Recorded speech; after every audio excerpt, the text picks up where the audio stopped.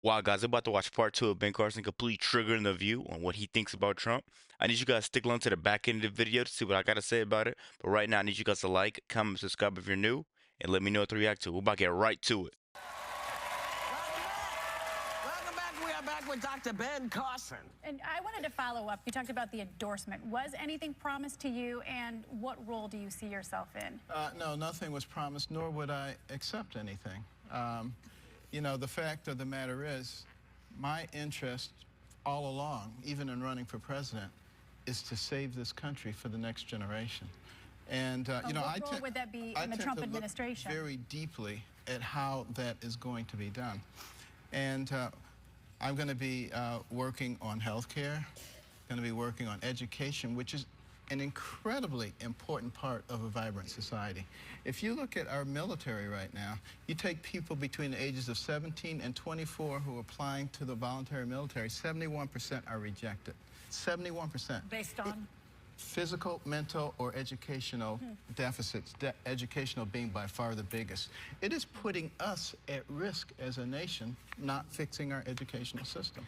These are things that need to be worked on, things that I've discussed with Donald Trump. But also, I have to look at everybody who's available.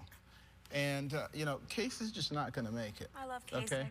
He's not going to make it, okay? He's still there. Some people aren't. They're still there. Anyway. Right. Cruz is not going to be able to draw people from the middle or the other side of the aisle. True. And you look at the number of people from everywhere who are coming for Trump. I mean, record numbers of people.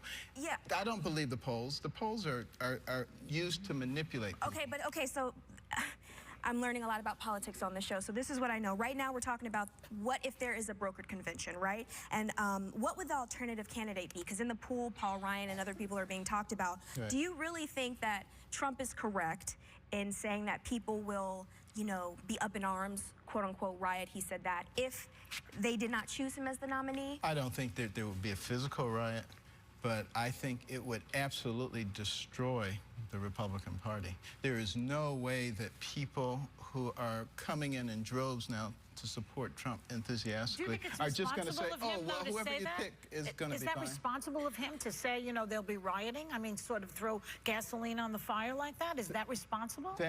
That's really not the point. I mean, we can look. But what's the point? Well, no, we can look at all these things that politicians and people in the political sphere say. Yeah. Or we can say, what are the true issues? It's sort of like what's going on with some of these rallies, where, you know, we've seen some violence. All of his antics are covering over the true issues. That's the problem. His antics are covering over the true issues. Right. The true issue is the First Amendment of America and the freedom of speech. And we need to be looking at those kinds of issues. Everybody needs to be looking at those issues, not just one side or the other side. And the fact of the matter is, when you look at these rallies that are going on, do you ever see that happening in a Clinton or Bernie Sanders rally? They're not promoting. Why not?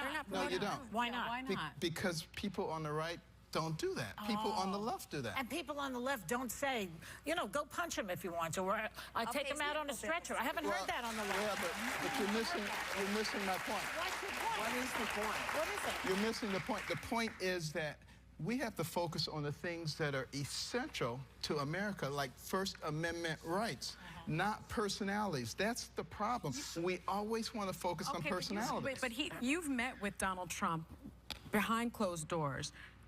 Have you seen any evidence that he's really not the bombastic, sort of baiting personality? You said there were the two. Are there two Donald Trumps? There are. Yeah. Well, which one is running for president?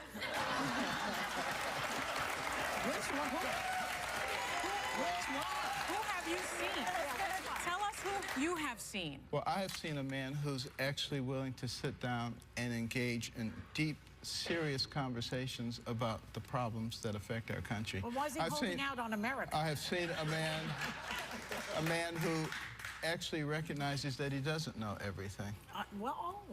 Yeah. And he doesn't think that's going to work in his election if he shows that side of him?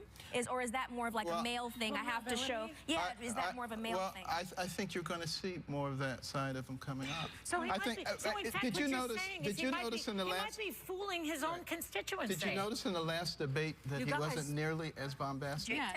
Did you notice that? I did. That Yeah. he's transitioning now into general election. And- That's and- why. Sir, and you I know, think you're going to continue to see that. I'm sorry. But again, he there's just, no perfect person. So, You need no, to there understand isn't a that. perfect person, but if you're running for president of the United States of America, a country which has said to other countries, bring me the folks that you need who need freedom. We're here for you. When you talk about Mexicans being rapists and murderers, when you talk to women, if he had spoken to your wife the way he's spoken to some of these women, would you take that, sir? Let me tell you something. When you're very nice, you're very respectful, you talk about the real issues and not get into all these issues, where does it get you? It gets you where it got me. Nowhere, okay? No, so is that what this is about? No, it can't be about that. No, but here's my point. My point is he and some of the other politicians, they do what people want. They say what people want to hear. They appeal to people. That's how Hitler got in, sir. That's how Hitler got in. Yeah, but you were a voice. You were, okay. And it's an important voice, and it needs to be out there. But what we have to do is recognize that we have to work with what we have, not necessarily with what we ideally would want. And we, the people, are largely responsible. We have to be willing to stand up for what we believe, the people of the United States, because the politicians will respond to that. This is true. So, folks, get out and vote for who you think is going to run the country, whoever it is.